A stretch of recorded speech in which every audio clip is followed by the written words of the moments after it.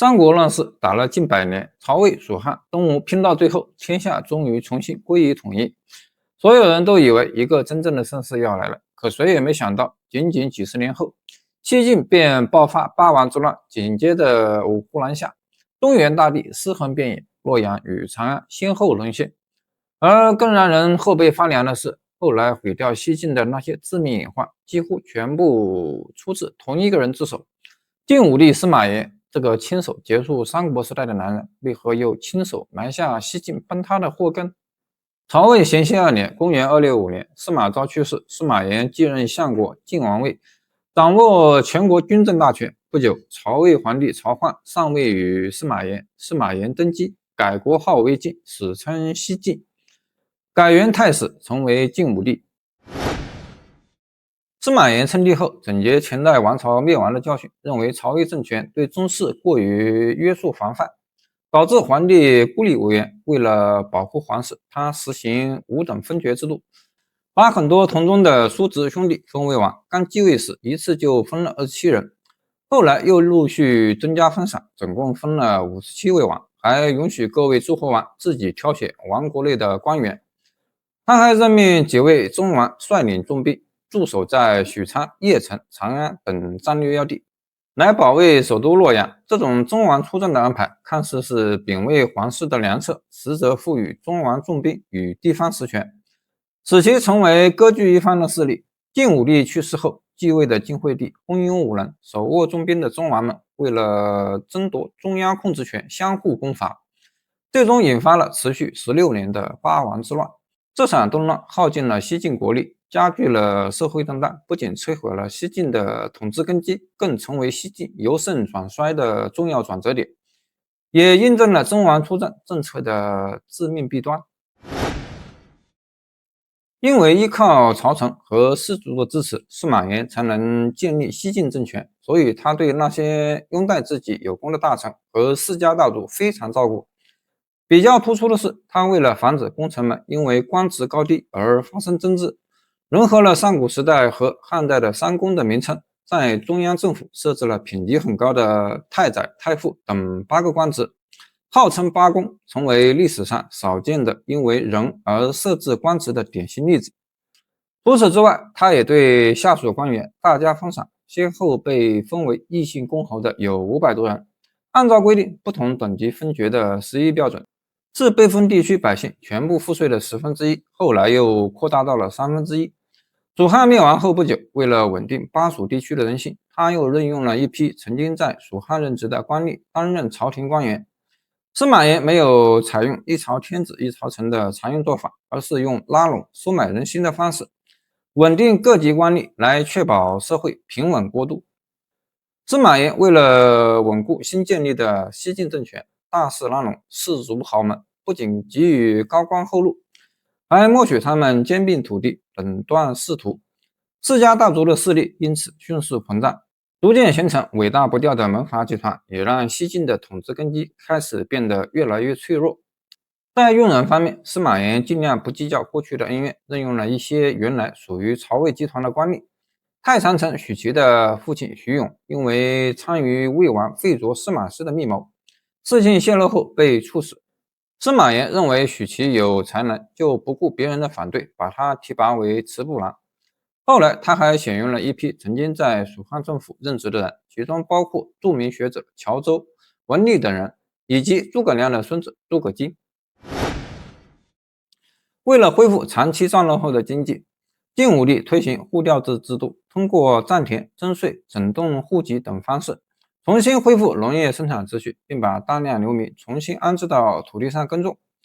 雖然這一制度在推行過程中遭到了豪門士族的抵制，但仍在一定程度上緩解了戰亂後的社會凋敝，使西晉經濟逐漸恢復元氣，也為後來的太康之治奠定了基礎。隨着天下重新統一，長期被戰亂壓抑的文化也在太康年間迎來了短暫繁榮。司馬炎在政治上採取較為寬鬆的政策，用人不計前嫌，還積極籠絡和保護各類人才，這使西晉一時間名士雲集，文風鼎盛。後世將這一時期稱為太康文學。代表人物有一左、二路、二潘、三张，其中最著名的便是慈父家左氏，他耗費多年心血寫成《三都賦》，其中一經問世，立刻轟動整個洛陽城，士族豪門爭相傳抄，甚至導致紙張價格暴漲。洛陽紙貴的典故也由此流傳千古。《三都賦》不僅是太康文學的代表作品，也為後世研究三國時期風土人情與歷史地理留下了重要資料。而被後人稱為太康之音的陸機，則是當時名氣最大的文學家之一。他的詩文辭藻華麗，文風典雅，對太康文學的形成影響極大。除此之外，陸機所著《文賦》還是中國文學史第一篇系統性的文學創作理論著作，而他留下的書法作品《平復帖》更被後世視為書法珍品。洛陽城內名士雲集，詩賦盛行，也讓太康年間成為西晉最具文化气息的一段時期。太康年間，在民族關係方面，晉武帝採取了安撫招納和武力政府相結合的政策，主要以安撫招納為主。在晉武帝這種政策的感召下，塞外匈奴等少數民族的首領紛紛帶領自己的部族留洋遷入中原定居。太史年間，塞外匈奴遭遇大水災，塞尼、黑浪等2萬多部眾前來歸附。晉武帝又接納了他們，讓他們居住在河西原來的宜陽城下。後來又陸續有不少部落遷入內地，和漢族百姓雜居在一起。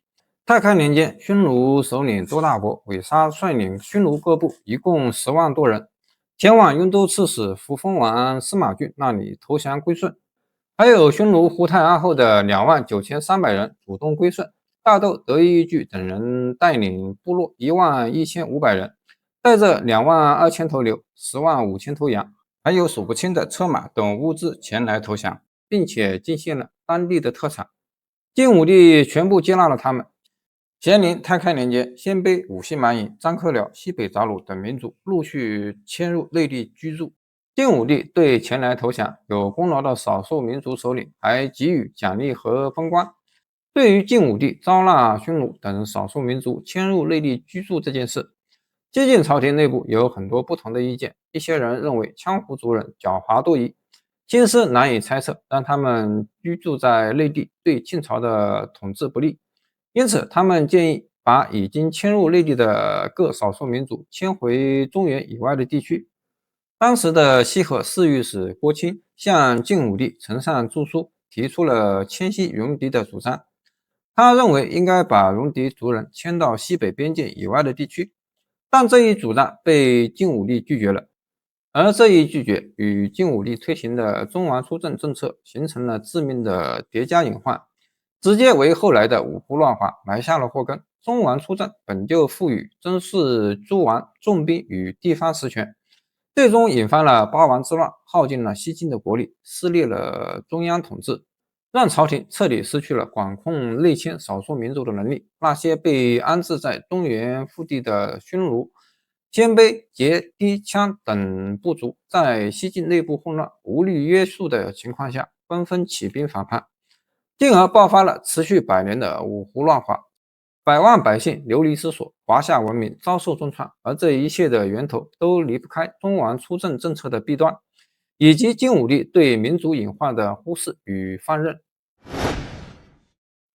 晉武帝司馬炎在位期間，西晉完成了對全國統一，結束了自東漢末年以來持續近100年的分裂與戰亂，中原社會也終於迎來了短暫的安定。太康年間，人口逐漸恢復，農業生產重新發展，長期荒廢的土地再次得到開墾，洛陽等地重新恢復繁華景象，天下一度呈現出太康之治的盛世氣象。與此同時，西晉在制度、文化與科技等方面也取得了不少成就。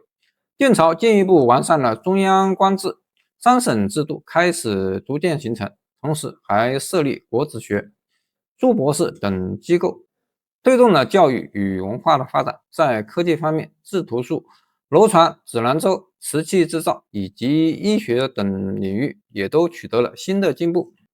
然而，太康盛世的繁華背後，中王擁兵、門阀做大、胡人內遷3大隱患也正在悄然滋長。司馬炎不會想到自己苦心建立的統一王朝，不過只是亂世與亂世之間一段短暫而脆弱的間隙。西晉的統一並沒有真正終結亂世，它只是讓一個更加黑暗的時代緩緩拉開了序幕。西晉統一天下後，所有人都以為一個真正的盛世終於來了。可誰也沒想到，僅僅十幾年後，洛陽城內便開始接連爆發宮廷政變。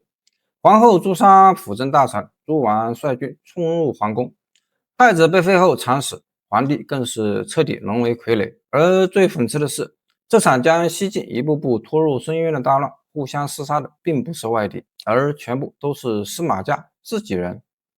太熙元年，公元290年，晉武帝重病之時，頒布詔書，封臣於中書省，命汝南王司馬亮與外戚楊俊共同輔佐晉惠帝。楊俊是太后楊子的父親，楊子並非惠帝生母，是惠帝生母武元皇后楊燕的堂妹，也是晉武帝的继後。楊俊懼怕失勢，曾中書省借出詔書，閱覽後拒不歸還。中書監華議心生惶恐，親自向楊俊索要詔書，卻始終沒能取回。晉武帝病情加重，楊太后上奏請求讓楊俊單獨輔政。武帝點頭默許。4月，楊太後召見華議和邵，口傳武帝旨意，擬定遺詔，命楊俊獨自輔政。詔書擬定後，二人呈給武帝核驗，武帝默然不語。2日之後，在含章殿駕崩。武帝去世後，司馬亮擔心被楊俊加害，逃往許昌。楊俊自此位極人臣。楊俊輔政期間，所有詔令經晉惠帝過目後，交由楊太後核驗，便可直接下發執行。楊俊深知惠帝皇後賈蘭鳳難以制衡，為防止賈蘭鳳阻礙自己上權，便任用親信掌管皇宮禁軍。此舉引發了皇親國戚與朝中部分大臣的不滿。楊俊的2位弟弟楊堯、楊繼一直不認可他的做法，多次勸說他提防禍患，楊俊拒不採納。而楊俊的一意孤行，很快就迎來了這個門閥世家的覆滅。賈蘭鳳為阻止楊俊獨攬朝政，暗中派人聯絡汝南王司馬亮、楚王司馬瑋，邀約2人帶兵入京討伐楊俊。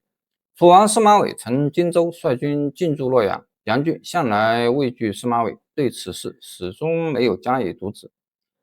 有了楚王司馬瑋的兵力支持後，元康元年（公元291年3月），賈皇后設計讓晉惠帝頒布詔書，宣稱楊俊蓄意謀反，下令洛陽全城戒嚴，命楚王司馬瑋率軍護衛皇宮，全力圍殲楊俊的府邸。楊俊生性膽小懦弱，兵變突發之時猶豫不決，無法決斷。司馬瑋率軍縱火焚燒其府邸，楊俊逃入府中馬廄被殺。賈後以晉惠帝名義下詔廢除楊子的皇太後之位，貶為平民，將其囚禁在洛陽郊外的金庸城，同時誅滅楊俊3族，數千人受株連致死。至此，楊俊的朝中勢力被徹底鏟除。楊俊死後，朝政由汝南王司馬亮與元老重臣魏貫共同執掌。楚王司馬瑋因討伐楊俊有功，被任命為衛將軍，兼領北軍中侯。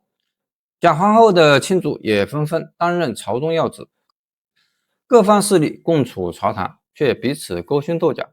賈皇後因無法獨攬大權，心中十分不滿。同年6月，她再度假惠帝名義下發密詔，命司馬瑋誅殺了司馬亮與魏貫。而魏貫在中惠之亂時期害死了鄧艾父子，不知當時是否會想到如今自己的結局？你覺得歷史清算的頭刀是否從不會遲到？而接下來又會輪到誰？司馬瑋誅殺司馬亮、魏貫後，有人起身勸說他趁機擴張權勢。司馬瑋猶豫不決，賈蘭鳳忌憚司馬瑋權勢過剩，決意將其鏟除。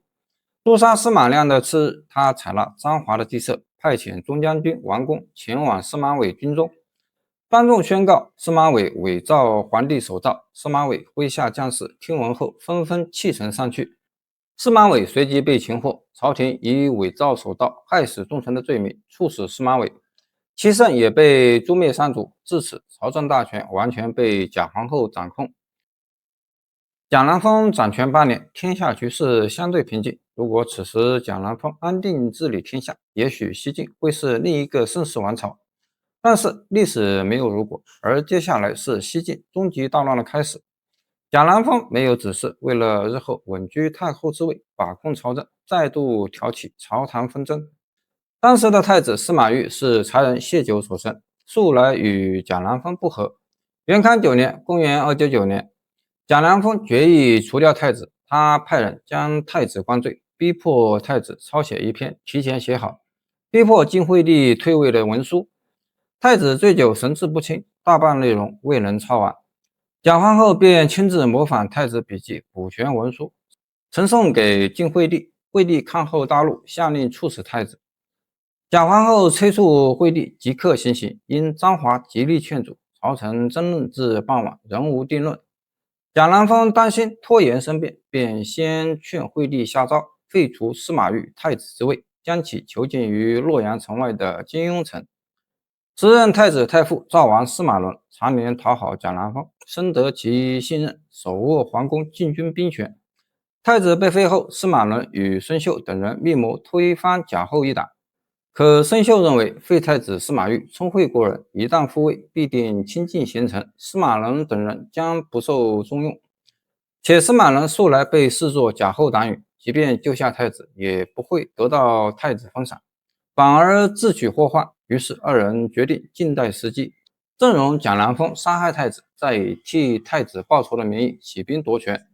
司馬倫、孫秀勸說賈後盡早處死太子，斷絕朝野擁立太子復位的念想。不久，廢太子司馬昱在金庸城遇害，二人隨即偽造惠帝詔書，以謀害楚軍的罪名抓捕賈南風以其黨羽，將賈南風廢為庶人，囚禁在建始殿。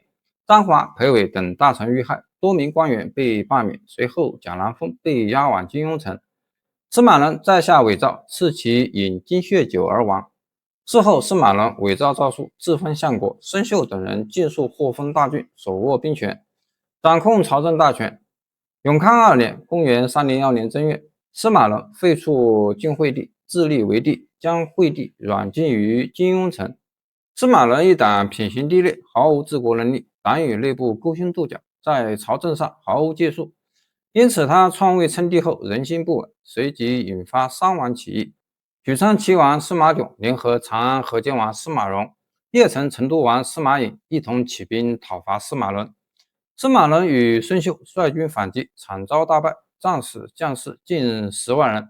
最終司馬倫被囚禁於金庸城，同樣被賜金血酒處死，其黨羽勢力被徹底肅清。永康2年，公元301年4月，司馬踵誅殺司馬倫，迎晉惠帝復位，改元永寧。司馬踵出任大司馬，主持朝政。司馬融、司馬穎獲封高官，各自返回自己封地。但司馬踵自恃復辟皇位有功，獨攬大權後驕縱自大，不守成禮，主子如同帝王，且沉迷美色，荒廢政事，給其他心懷野心的藩王留下了討伐的借口。義軍校尉李涵因與司馬踵部下有私怨，前往長安，謊稱身負皇帝密詔，勸說司馬融除掉當朝掌權的司馬踵。泰安元年，公元302年底，司馬融權衡利弊後英勇，上表羅列司馬踵對照，起兵討伐洛陽，並稱駐守洛陽的長沙王司馬懿為內應，離間司馬懿與司馬踵的關係。司馬踵得知消息後，派遣部將董愛突襲司馬懿。司馬懿率領100餘親信突襲皇宮，以爭奉天子之名攻打司馬踵。最終司馬踵兵敗被殺，其子被囚禁於金庸城。司馬踵麾下2000餘名黨羽盡數被誅三族，司馬懿自此獨攬朝政。歷史總是驚人的相似，然而悲劇很快又來了。司馬融不滿司馬懿獨掌朝政，多次派人刺殺司馬懿，均未成功。泰安2年，公元303年，司馬融命部將張方率7萬兵馬，聯合司馬穎20餘萬大軍討伐洛陽。晉惠帝任命司馬懿為大都督，率軍迎擊。雙方交戰數月，司馬懿數次擊潰聯軍，斬殺數萬敵軍。因戰事持久，司馬懿軍中糧草耗盡，但將士們誓死效命，堅守洛陽。司馬融部將張方見久攻不下，建議撤軍退回長安。然而意外出現了。永興元年，公元304年初，當時在洛陽任司空的東海王司馬越害怕司馬懿不能取勝，趁司馬懿大軍疲憊，暗中勾結禁軍將領，連夜擒獲司馬懿，將其交給司馬融部將。司馬懿最終被火烤而死。司馬穎在朝野素有威望，兵力強盛，入駐洛陽後獲封20郡10邑，官拜丞相。司馬融升任太宰，司馬越出任尚書令。司馬融上表舉薦司馬穎為皇位繼承人，朝廷廢除皇太子司馬晴，冊封司馬穎為皇太弟，依舊兼任丞相，總攬朝政。司馬穎獲大權後，回他的根據地鄴城，繼續遙控朝政。然而，司馬越又開始不滿司馬穎專政，集結10萬兵馬，簇擁晉惠帝御駕親征，討伐鄴城的司馬穎。當時在鄴城為母親守喪的東安王司馬曜勸說司馬穎投降，司馬穎拒不採納，派遣石超率5萬大軍迎戰，在當陰大敗司馬越，俘獲晉惠帝，並送至鄴城。司馬穎改元建武，處死了司馬曜。司馬越兵敗後逃往下邳，徐州都督東平王司馬茂拒不接納，他只能退回東海封地。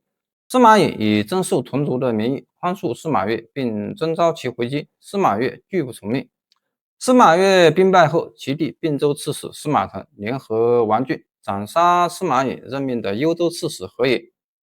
司馬穎隨即出兵征討司馬騰，司馬騰與王浚聯合烏丸、傑珠等異族勢力反擊。司馬穎派遣王斌、石超、李毅等人率軍抵禦，被傑珠大軍擊敗，敗訊傳回鄴城，全城人心惶惶，百官士兵紛紛逃亡。司馬穎大為恐慌，帶領數十名將領護送晉惠帝，連夜逃往洛陽。傑珠大軍追擊至朝歌，未能追上，最終撤軍。此時洛陽被司馬融部將張方掌控，張方順勢挾持晉惠帝。司馬穎抵達長安後，被司馬融廢除皇太帝之位，勒令返回封地。司馬融自行任免百官，改秦州為定州，又逼迫惠帝下詔徵召司馬越入朝任太傅，共同輔政。司馬越拒不接受。允興2年，公元305年，司馬融挾持晉惠帝下詔罷免司馬越官職。司馬越借機起兵，打出三方結牽車駕，天下怨憤，欲奉迎大駕，還復舊都洛陽的名義起兵。司馬越派人游說司馬融，承諾只要其護送惠帝還都洛陽，便與其分散而居。司馬融本欲英勇，部將張方堅決反對。張方提出自己手握10餘萬士兵，可親自護送晉惠帝返回洛陽宮中，堵住司馬越的起兵借口，再讓司馬穎回鄴城掌權。司馬融留守關中，隨後自己出兵北伐柏林。如此局勢便可穩固，天下再無人相助司馬越。司馬融並未採納張方的建議，任命豫州刺史劉僑為鎮東大將軍，派遣司馬穎率領劉邦、王常等人駐守河橋，阻擊司馬越大軍。司馬越親自率領3萬兵馬西進至蕭縣，遭到劉僑之子劉佑率軍阻擊，司馬越軍戰敗。危急時刻，范陽王司馬蕭派遣都護田輝率領800騎兵馳援司馬越，在橋底與劉佑大軍交戰，一舉擊潰對方兵馬，司馬越得以進駐陽武。戰敗消息傳到長安，司馬融極度恐慌，命令張方親信將領智府連夜刺殺張方，隨後將張方首級送往司馬越軍中，想要借此平息禍亂。事後司馬融心生悔意，怪罪智府上殺大將，將智府處死，同時派遣刁默鎮守潼關。张方之死讓司馬融局勢愈發不利。范陽王司馬蕭率軍乘官渡渡河，麾下司馬劉琨將張方首級展示給荥陽守將呂朗，呂朗當即開城投降。聯軍隨後擊敗石超，攻占許昌，又在蕭縣大敗劉僑，劉僑逃奔南陽。司馬越麾下鲜卑將領祁弘等人攻破潼關，攻入關中。司馬融大為驚懼，派遣馬瞻、郭汆等人在灞水阻擊司馬越軍，再度戰敗。司馬融單人匹馬逃出長安，退守太白山。司馬越軍進駐長安，鮮卑士兵大肆掘掠，殘害百姓2萬餘人。駐守河橋的司馬穎守軍方面，支持司馬越的安北將軍王浚派遣都護劉根率領300騎兵抵達河畔，守軍王常出城迎戰，被劉根斬殺。司馬穎打算固守河橋，范陽王司馬蕭隨即派出鮮卑騎兵聯合平昌公司馬謀等人突襲河橋，羅包大軍向西潰逃，聯軍一路追擊至新安，沿途敵軍死傷慘重。司馬越軍平定長安後，任命梁紐為鎮西將軍，鎮守關中。光熙元年（公元306年），司馬越集結諸侯兵馬與鮮卑將領徐福利、居處術等部，護送晉惠帝返回洛陽。晉惠帝下詔晉升司馬越為太傅錄尚書，增封下邳、濟陽二郡，同時冊封范陽王司馬蕭為司空，鎮守鄴城。惠帝下詔命鎮南將軍劉硼、南中郎將劉陶搜捕司馬穎。司馬穎拋棄母親與妻子，只帶着2個兒子廬江王司馬溥及中都王司馬康逃往朝歌，沿途疏攏數百名舊部將士，打算前往鄴城投奔舊將公施方。一行人抵達頓丘縣時，被太守馮松抓獲，押往鄴城，交由范陽王司馬蕭處置。司馬蕭不忍加害，只將司馬穎父子囚禁。1個多月後，司空范陽王司馬蕭突然暴斃，其長史劉虞顧慮司馬穎在鄴城威望極高，劉承其性命終將成為後患，於是密不發喪，派人假扮朝廷使者，假傳聖旨，賜死司馬穎。28歲的司馬穎被看守他的士兵田輝缢殺，2個兒子也一同遇害。光熙元年（公元307年1月8日），晉惠帝司馬衷突然離世，世人傳言是被司馬越毒殺。司馬熾繼位，是為晉懷帝。晉懷帝剛登基，便下詔徵召被舊部迎回長安的司馬衷入朝擔任司徒。司馬衷毫無防備，坦然受命取臣。行至新安雍谷時，被南陽王司馬謀派遣的將領梁成在車內掐死，他的3個兒子也全部被殺。司馬衷一脈就此絕世，八王之亂徹底終結。晉懷帝即位次年，改元永嘉元年，大赦天下囚犯，廢除諸山族酷刑，太傅東海王司馬越輔政，掌控朝廷大權。至此，東海王司馬越成為八王之亂最終的勝利者。八王之亂持續16年，洛陽與長安數次易手，數十萬軍民死於戰火。西晉爭士幾乎自相殘殺殆盡，而為了爭奪權力，諸王又不斷引入鮮卑、烏王、羯人等異族軍隊進入中原。最終，東海王司馬越雖然成了這場亂局最後的勝利者，可此時的西晉早已千瘡百孔。僅僅幾年之後，永嘉之亂爆發，洛陽淪陷，晉懷帝被俘，西晉也隨之走向滅亡。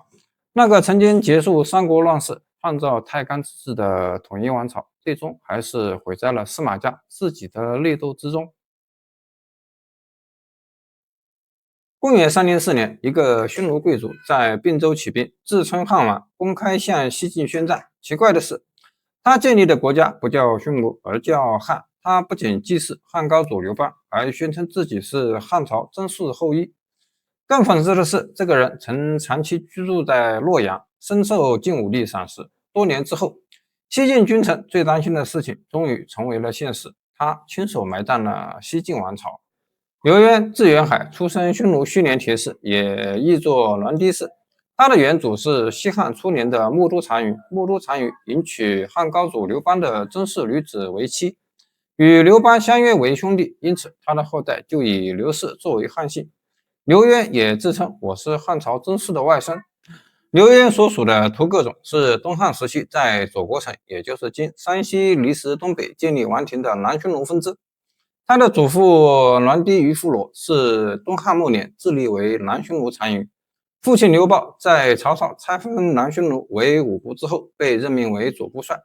左部擁有1萬多戰弱的部眾，駐守在太原知市縣，也就是如今的山西汾陽東南，是當時匈奴5部裡規模最大的一部。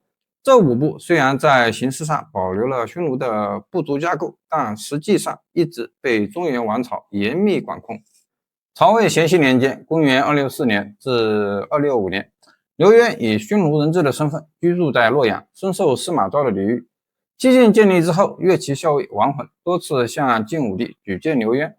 晉武帝召見劉淵後，十分認可他的才能與儀表，認為他的才幹氣度甚至勝過古代賢臣，由於精密力。王繼隨即提議讓劉淵統兵討伐東吳，但孔云、楊堯二人認為劉淵才能出眾，一旦手握重兵，平定江南，日後必然難以被朝廷管控，於是堅決反對。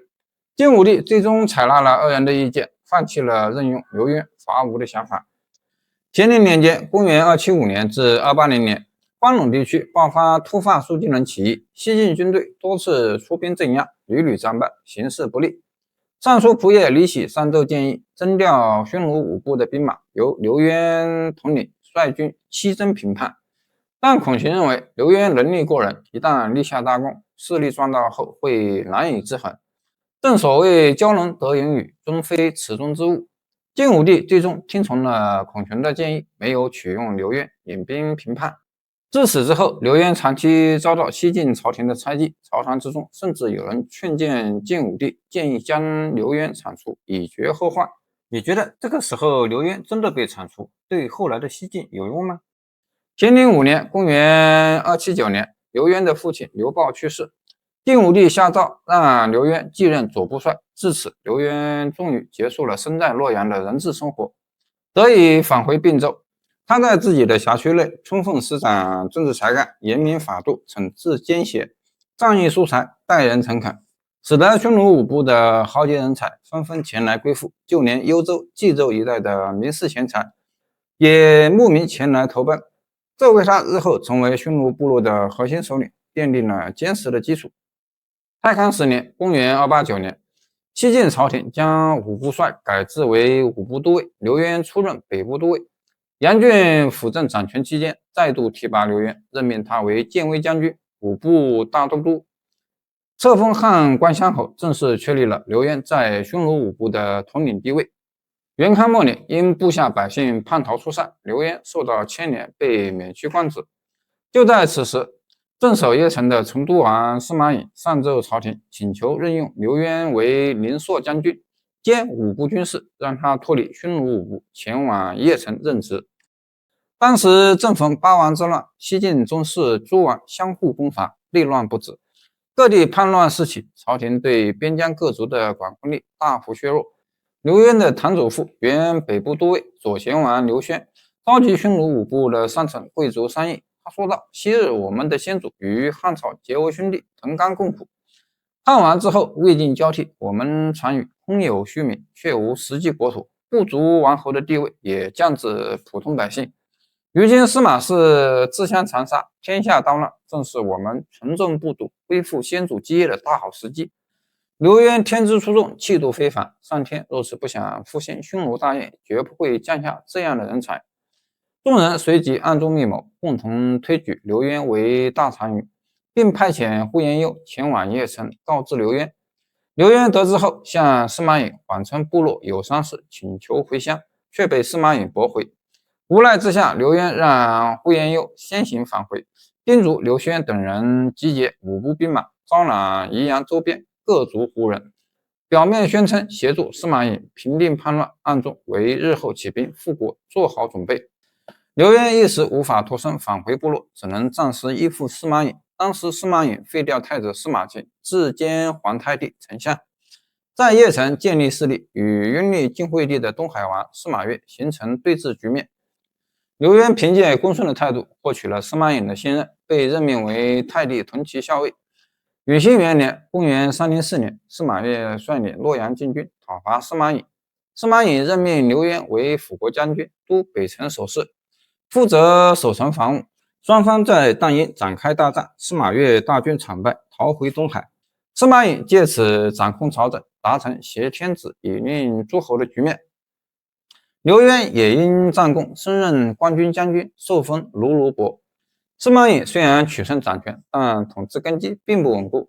隸屬於司馬越陣營的并州刺史東雲公司馬騰、都督幽州駐軍事的安北將軍王浚隨即發兵討伐司馬穎。面對兩路大軍的進攻，司馬穎最終同意讓劉淵返回匈奴5部，招募兵馬抵禦司馬騰、王浚的聯軍。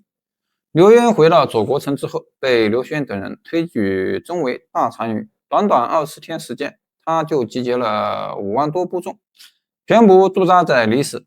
就在此時，王俊派遣部將祁紅帶領鮮卑士兵攻打鄴城，司馬穎出兵迎戰失利，只能挾持晉惠帝向南逃往洛陽。劉淵得知消息後說道：“司馬穎不聽我的勸諫，稍有挫敗就倉皇逃竄，實在不堪輔佐。但我先前已然許諾相助他，不能坐視不管。”於是下令右魚洛王劉瑾、左獨洛王劉延年率領2萬步騎兵，準備出兵攻打鮮卑軍隊。而劉軒等人多次勸諫，懇請劉淵趁機起兵推翻西晉王朝。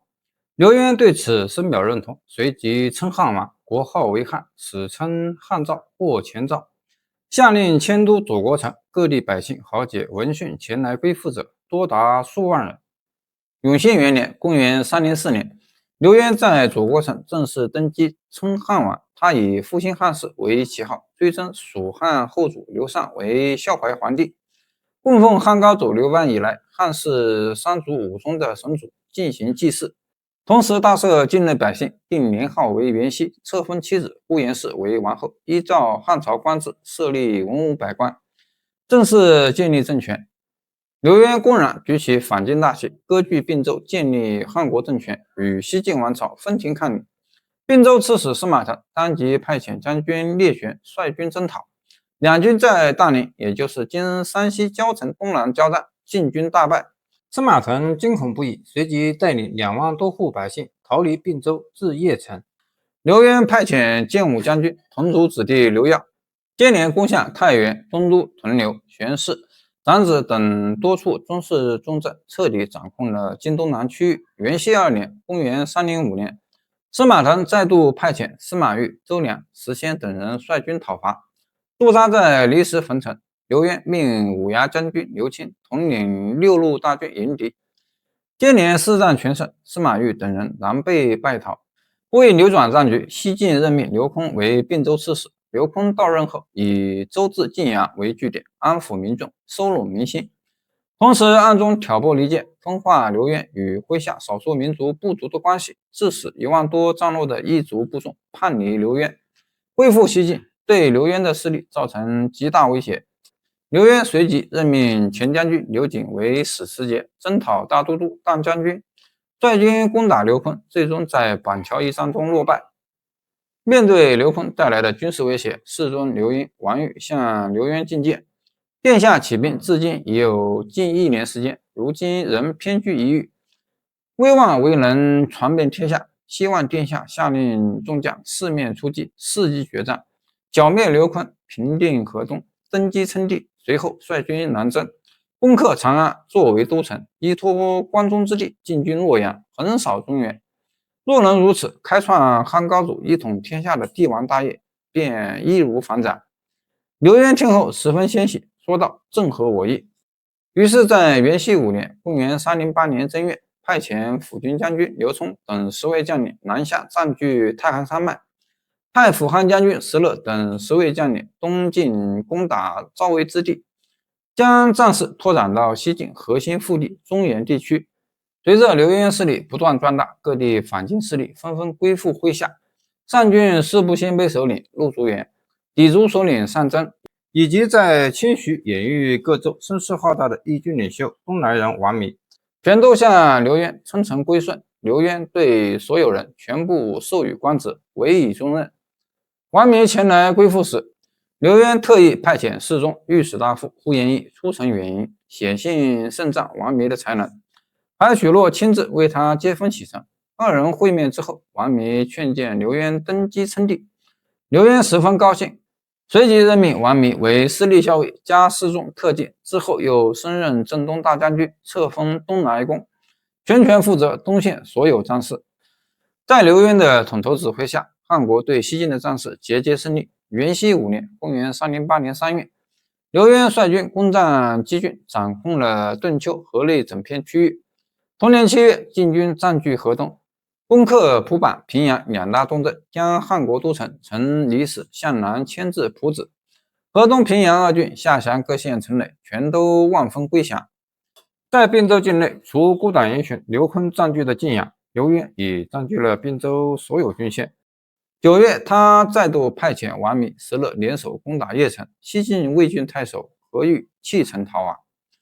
為進一步提升漢國政權的影響力，鞏固自身統治力，元熙5年，公元308年10月，劉淵在蒲子正式登基稱帝，國號依舊為漢，改年號為永鳳。他效仿東漢制度，設立大司徒、大司馬、大司功3公職位，同時參照西晉規制，大肆封賞曾氏子弟與有功文武大臣。不久之後，劉淵遷都平陽，改年號為和瑞。至此，劉淵已經控制并州大部，並將勢力擴張至河北、河南一帶。曾經被西晉朝廷視為隱患而嚴加防範的匈奴貴族，如今已經成長為足以與西晉分庭抗禮的一方霸主。而西晉君臣當年最擔心的事情也終於成為現實。接下來，隨着劉琮、石勒等人的崛起，漢趙政權將進一步向中原推進，並最終掀開允嘉之亂的序幕。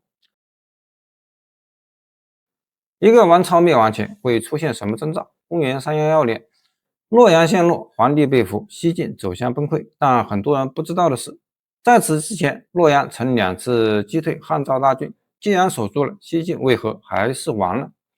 從劉淵起兵開始，一個帝國最後的倒計時已經悄然開始。晉惠帝允興元年，公元304年，匈奴貴族劉淵在左國城，也就是今山西離石北，率領部眾起兵反晉，建立漢趙，定都離石。之後進兵占據河東，攻占蒲坂、蒲子，並將蒲子設立為都城。石勒、王彌等人前來歸附劉淵。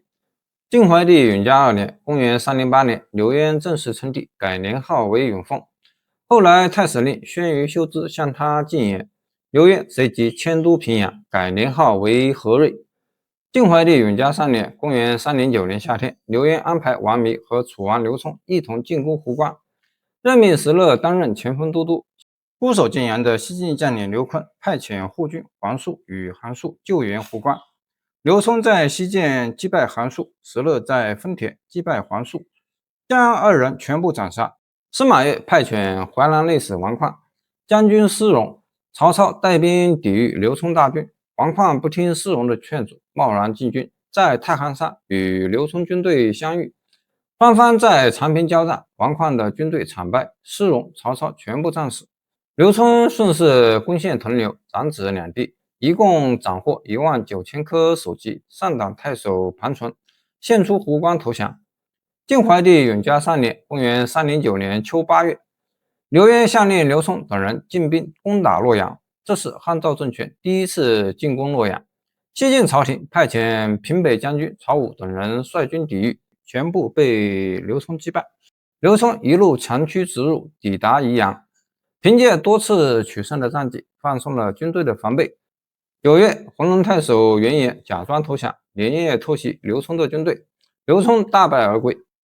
與此同時，都督幽州諸軍事的王浚派遣祁弘聯合鲜卑人段務成在飛龍山攻打石勒，石勒大敗，撤退到黎陽駐紮。晉懷帝允嘉3年，公元309年冬10月，劉淵再次派遣劉琮、王彌、劉曜、劉瑾率領5萬精銳騎兵進犯洛陽，派呼延義帶領步兵作為後續援軍。10月21日，劉琮等人抵達宜陽。西晉朝廷因為劉琮剛剛戰敗，完全沒料到他們會這麼快再次來犯，朝野上下十分恐慌。10月26日，劉琮在西明門駐軍，北宮純等人帶領1000多名勇士，趁夜色突襲劉琮的軍營，斬殺對方征虜將軍呼延浩。第二天，劉琮向南轉移，駐紮在洛水。不久，呼延義又被自己的部下殺害，他的部隊隨即潰散。劉淵下令劉琮等人撤軍，劉琮上奏堅持要留下來繼續攻打洛陽，劉淵英勇。司馬越也下令全軍皇城堅守。沒過多久，劉琮親自前往嵩山祈禱，留下劉立、呼延覽代為指揮留守的軍隊。司馬越採納太傅參軍申選的建議，趁敵軍空虛，出兵偷襲呼延覽，成功取勝，斬殺呼延覽，劉立跳入洛水自盡。王彌勸說劉琮撤軍，劉琮不敢擅自退兵。後來劉淵在宣於修之的勸說下，再次下令召回軍隊，劉琮這才率軍撤退。如果你是當時的洛陽百姓，看到漢趙大軍退走，你會覺得危機過去了，還是覺得真正的危險才剛剛開始？漢趙政權2次進攻洛陽都以失敗告終，於是調整了作戰策略。晉懷帝永嘉3年（公元309年），漢趙政權第2次撤軍之前，王彌提議親自在兗州、豫州之間招募士兵，囤積糧草。因此，在劉琮等人率軍撤回平陽的時候，王彌獨自帶兵向南出兵。王彌出身世家大族，很有號召力，颍川、襄城、汝南、南陽、河南等地的幾萬家流民，長期遭受當地土族居民的欺壓，紛紛放火焚燒城邑，誅殺郡守、长史等官吏，響應王彌起兵。永嘉4年（公元310年），劉淵在平陽去世，其長子劉和繼承劉淵的皇位。不久後，劉和試圖誅殺楚王劉聰，結果反被劉聰所殺，劉聰自立為帝。與此同時，王彌等人切斷了洛陽的糧道，洛陽城內爆發嚴重饑荒。司馬越派遣使者手持羽毛檄文，徵召全國軍隊入京救援。晉懷帝對使者說：“替我告訴各地將領方正，現在還能救援京城，再晚就來不及了。”鎮守襄陽的征南將軍商簡派遣都護王萬率軍前去救援，在烈陽駐軍，結果被王儒打敗。荊州刺史王成親自帶兵援助洛陽，聽聞局勢後，部眾不戰自潰，只能原路退回，其餘方陣全部做壁上觀，最終沒有援軍抵達洛陽。晉懷帝曾向各地求援，但各地方陣全部坐視不理。換成你是地方軍閥，會冒險救洛陽，還是先保住自己的地盤？西晉朝廷商議對策，多數大臣想要遷都逃難，只有完顏堅決反對。這時石勒已經南渡黃河，屢戰屢勝，進駐許昌。司馬越在朝中盡失人心，在外又忌憚石勒的勢力，於是主動請求親自討伐石勒，屯兵鎮守兗州、豫州。但司馬越真正的企圖是回到他的封國東海，以保自權。永嘉4年（公元310年11月15日），司馬越率領4萬士兵向許昌進發，除留下少量必要的監視兵力外，幾乎搬空了整個洛陽朝廷。洛陽宮廷守衛空虛，饑荒愈發嚴重，宮殿之中死屍縱橫交錯，盜賊公然肆意搶劫，各個府侍營屬全部挖掘壕溝自衛。晉懷帝永嘉5年（公元311年），劉琮派遣劉曜率領4萬士兵攻打洛陽。當時西晉王朝內部內訌不斷，晉懷帝司馬熾痛恨司馬越率領軍隊離開京城，於是密召駐守青州的大將軍苟晞討伐東海王司馬越。司馬越聽聞後憂憤成疾，當年3月就在象縣去世。完顏決定隱瞞司馬越的死訊，任命襄陽王司馬範為大將軍，統領部眾，護送司馬越靈柩返回東海國安葬。4月，石勒率領輕裝騎兵追擊司馬越的勝仗隊伍，在苦縣臨平城追上晉軍，大敗西晉大軍。隨後石勒放開騎兵包圍晉軍，並放箭射殺，10幾萬晉朝官兵互相踩踏，屍堆如山，無一人幸免。太尉完顏、襄陽王司馬範等人全部被俘。當天夜裡，石勒派人推倒牆壁，將這些人全部壓死，又破開司馬越的靈柩，焚燒了他的屍體。臨平城之戰後，西晉最後的力量也被消滅殆盡，洛陽局勢岌岌可危。苟晞提議遷都到自己當時駐守的昌原避難，但朝中群臣貪戀洛陽的財物，紛紛勸阻。此後洛陽饑荒持續加重，百官紛紛逃亡。晉懷帝決心遷都，卻連必要的護衛兵力都沒有，最終未能成行。永嘉5年（公元311年5月27日），呼延晏比劉曜、王彌、石勒的大軍率先抵達洛陽。5月28日，叛軍攻打平昌門，5月30日成功攻克平昌門，焚燒東陽門以及城內所有官署建築。6月初一，呼延晏因為後續援軍尚未抵達，劫掠一番後準備撤軍，同時燒毀了晉懷帝停靠在洛水準備東逃的船只。不久，王彌和劉曜的大軍抵達洛陽。永嘉5年（公元311年6月21日），王彌、呼延晏攻克宣陽門，進入皇宮南宮，登上太極前殿，半任士兵在城內大肆劫掠。晉懷帝乘華年出逃，打算投奔長安，被敵軍追上俘虜。囚禁在端門，劉曜乘西明門入城，駐守五鋪。6月12日，劉曜誅殺太子司馬權等人，城中士人百姓死傷3萬多人。叛軍挖掘皇室所有陵墓，將宮廟、官府建築全部焚毀。劉曜迎娶晉惠帝的楊皇後，將晉懷帝以及帝王專用的6方玉玺全部送往平陽。永嘉6年，公元312年，安定太守賈亞擁立秦王司馬驥為皇太子，不久就傳來了晉懷帝遇害的消息。司馬驥隨即登基為晉閔帝，改元建興，定都長安。晉閔帝建興4年，公元316年，劉曜再度攻入關中，圍困長安。長安城內糧食匱乏，出現了人吃人的景象，城中死傷過半。建興4年11月，長安城被攻破，晉閔帝出城投降，被掳至平陽，西晉就此滅亡。洛陽焚毀，長安陷落，皇帝被俘，司馬氏的西晉最終走向滅亡。劉淵點燃了戰火，劉琮不斷擴大戰果，石勒完成最後一擊。但如果沒有八王之亂，沒有地方勢力各自為戰，沒有朝廷內部的長期內鬥，漢趙真能滅掉西晉嗎？你認為壓垮西晉的最後一根稻草究竟是什麼？西晉的故事到此結束，但亂世才剛剛開始。